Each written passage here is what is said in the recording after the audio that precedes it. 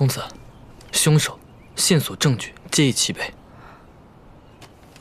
伯爷遇刺一事，并非伯爷所说那般简单，而是另有蹊跷。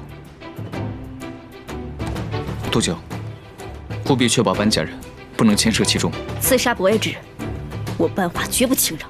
还有，总之，郡主绝不能让程安博知道我的计划，绝不可以插手此事。依小姐吩咐，已派人去黑市假装买凶杀朝廷官员，不管给多少钱，都没有人敢接。2日后，市福德楼发来密函，约在七里亭一会。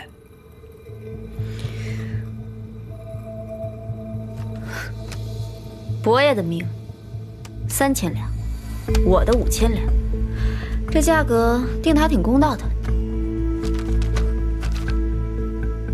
阮绵绵啊，你有没有发现这价目表上少了什么？这连我都有，感觉没缺啥呀。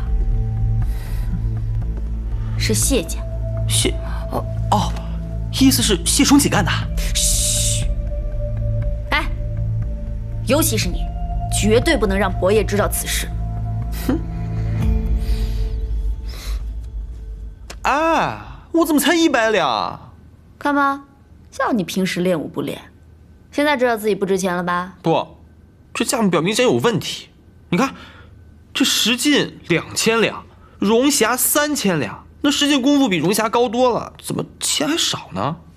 哎，看来姐呀，不想伤你的心都不行。买卖嘛，咱得有人买才能叫上价啊。那恒弟，你的命恐怕没什么人想要吧？哎，想不想给自己加点价？想啊。那今晚随我一起行动。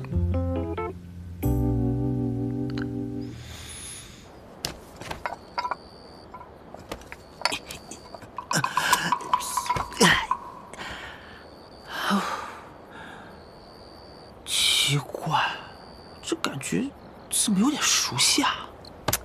小点事儿。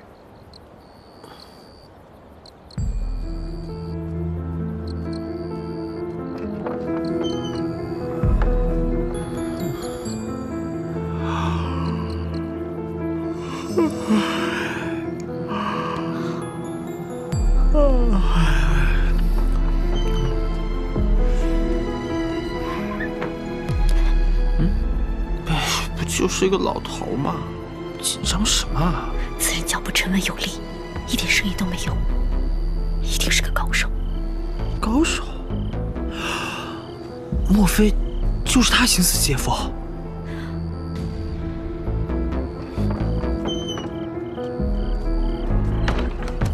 公子，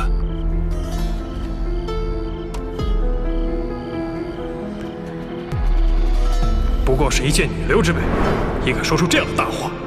兄弟们，上！就是他，他就是那个杀手头子。那还等什么？抓人啊！